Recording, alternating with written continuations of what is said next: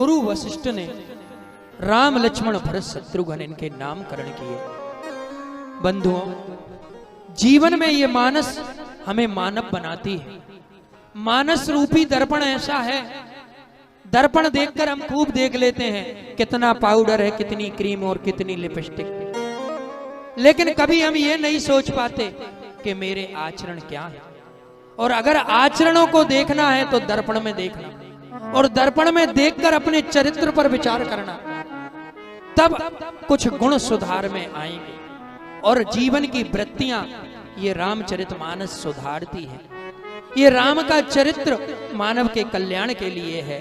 इस प्रकार ये नामकरण हुआ और भगवान को वही प्रिय होता है जिनमें समर्पण, दया, क्षमा, कर्तव्य परायणता, संयम, ये चीजें जिसके जीवन में होती हैं वो कली काल का भगवान होता है। इसीलिए तो ईश्वर अंश जीव अविनाशी कहा गया है। हम ईश्वर के अंश हैं, लेकिन ये चीजें हमारे जीवन में होंगी। हम कहते हैं ना, अरे वे गुरुजी बहुत बड़े हैं, वे बहुत जानते हैं, उनके पास चलो ये समस्या मिट जाएगी। वो त्रिकालज्ञ हैं। वो क्यों त्रिकालज्ञ बने, वो क्यों श्रेष्ठ हैं? उनके जीवन में संयम है, उनके जीवन में कर्तव्य है, उनके जीवन में समर्पण है, उनके जीवन में दया है। ये सब आप अपने जीवन में बना लो, किसी को किसी गुरुजी के पास जाने की आवश्यकता नहीं पड़ेगी। आज हमारे जीवन में जो दुखों का आगाज होता है ना, दुखों को हम ऐसे न्योता देते हैं जैसे शादी में किसी को बुलाते हैं। और ये मानस उन उद्घोषों को करती है कि जीवन में कभी दुराग्रह हमसे ना हो पाए। अंतिम चरणों में हम कथा के उपसंहार में प्रवेश करेंगे। ये भगवान की दिव्यतम लीलाएं हैं। अब जब महाराज दशरथ ने इनका नामकरण कराया,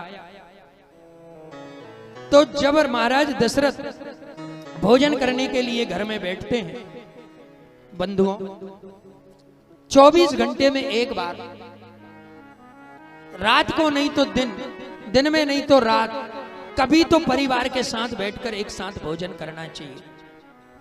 अगर हम रात को एक साथ बैठकर या कभी संयुक्त रूप से भोजन करते हैं तो आपस में विचारों का आदान प्रदान होता है और प्रेम बढ़ता है। एक दिन जब महाराज दशरथ भोजन करने के लिए बैठे और देखा इधर उधर, और मैया कौशल्या से कहने लगे, देवी सब दिख रहे हैं भोजन की पंगत में, लेकिन बाल समाज नहीं दिख रहा कि बाल समाज कहां गया। अगर वो भी आ जाते तो थोड़ा हास्य विनोद भी हो जाता और भोजन भी हो जाते।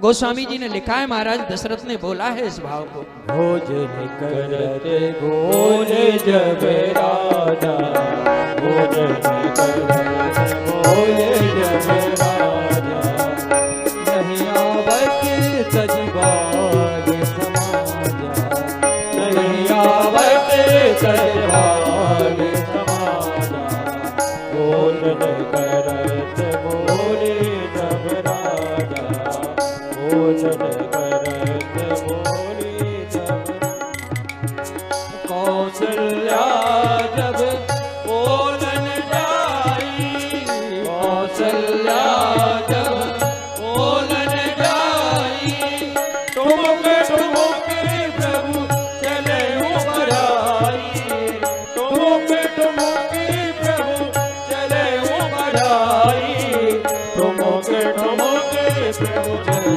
उबराई, निगम निधि शिव अंत न पावा, काहि तेरे गुण निहट धावा, ओ दूसर गौरी परे तनुआए, भूपति विरची गोदी बैठाए, भोजन करत चपल चितरामा, भोजन करत चपल चितरामा, इत उत आगे सर पाए सिया रामा, इत उत आगे सर पाए सिया रामा, बाजी चले गिल तत मुकरामा, बाजी जने गिरकत मुखड़ामा दधियो धन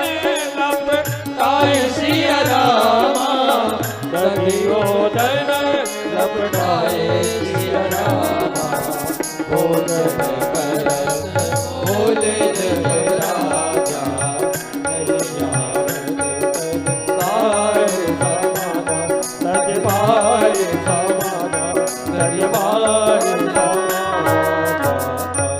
जैसे ही महाराज दशरथ ने पूछा, नन्हे मुन्ने बालक दिखाई नहीं पड़ रहे, कहां गए?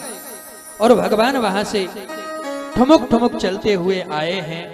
और महाराज दशरथ ने जब उनको देखा कि कुमार कुछ बड़े हो गए हैं, बंधुओं, बाल्य काल से ही बच्चे में शिक्षा के संस्कार आना चाहिए। आज भगवान के बाल रूप की लीलाओं का वर्णन है। ये छोटे छोटे नन्हे मुन्ने बच्चे बैठे हैं, विद्यार्थी लोग बैठे हैं।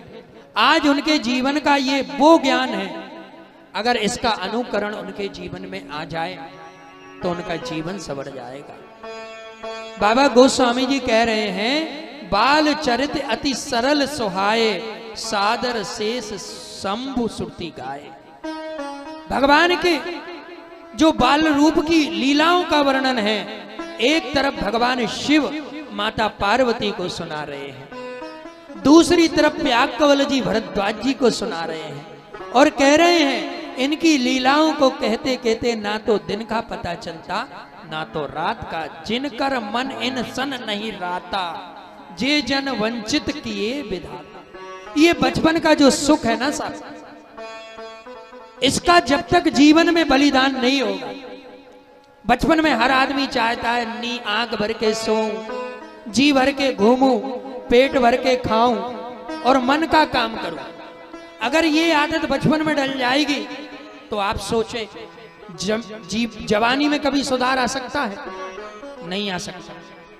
आज विचार करें, हम घर में एक जानवर लेते हैं, गाय हो कुत्ता हो जो भी हो, उस कुत्ते को हम खरीद कर लाते हैं और हम एक स्थान निश्चित कर देते हैं कि ये खूंटे से इस गाय को बांधना है। 8 दिन 10 दिन 15 दिन हम उसकी रस्सी को पकड़कर उस स्थान पे ले जाते हैं और उसे बांधते हैं।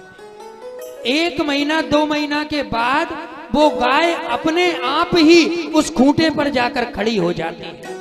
ये ज्ञान उस गाय को आ जाता है।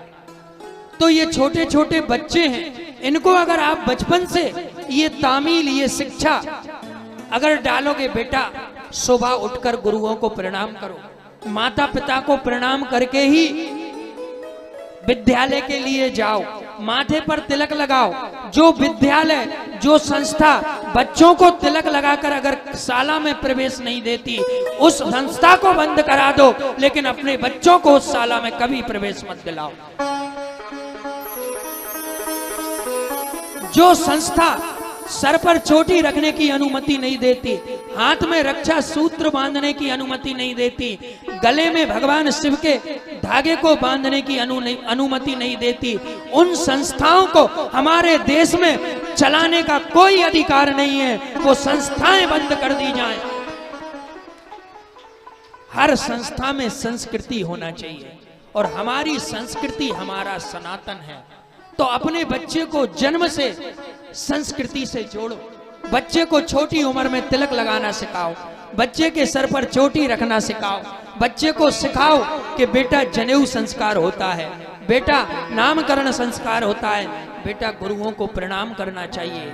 उसे बार बार खाने की आदत मत डालो, अधिक सोए तो उसे जगा दो, क्योंकि अगर उसे पढ़ा लिखाना है, कुछ बनाना है तो कम खाने वाला हो, कम सोने वाला हो, ये चीजें होंगी तो उसकी बुद्धि का विकास होगा। आज हम आदर्शवान बने, जैसे ये विद्यार्थी बैठे हैं, प्रतिदिन सुबह जब विद्यालय में उठे, भूमि को प्रणाम करके जिन आचार्य के, जिन गुरुओं के हम सानिध्य में अपने जीवन का विकास कर रहे हैं, उनको हमें प्रणाम करना चाहिए। गुरुओं को प्रणाम करें, बड़ों का आदर करें, उनको प्रणाम करें, कम भोजन करें, कम बोलें, अच्छा बोलें, वाणी पे गलत शब्द नहीं आना चाहिए, फिर कम समय में भी अच्छी विद्या आती है। इस प्रकार महाराज दशरथ जब उनके नन्हे मुन्ने बच्चों को देखते हैं, वो समझ गए कि अगर राम अधिक बड़े हो गए तो दिक्कत आ जाएगी, इनको संस्कार बनाना है, अब संस्कारवान बनाना है, मर्यादावान बनाना है। तो छोटी सी उम्र में राजा दशरथ ने गुरु वशिष्ठ के पास अपने पुत्र को समर्पित कर दिया कि गुरुजी आप इसका जनेऊ संस्कार करें, यज्ञोपवीत करें और इसको कुछ विद्या दें। बाबा गोस्वामी जी ने लिखा है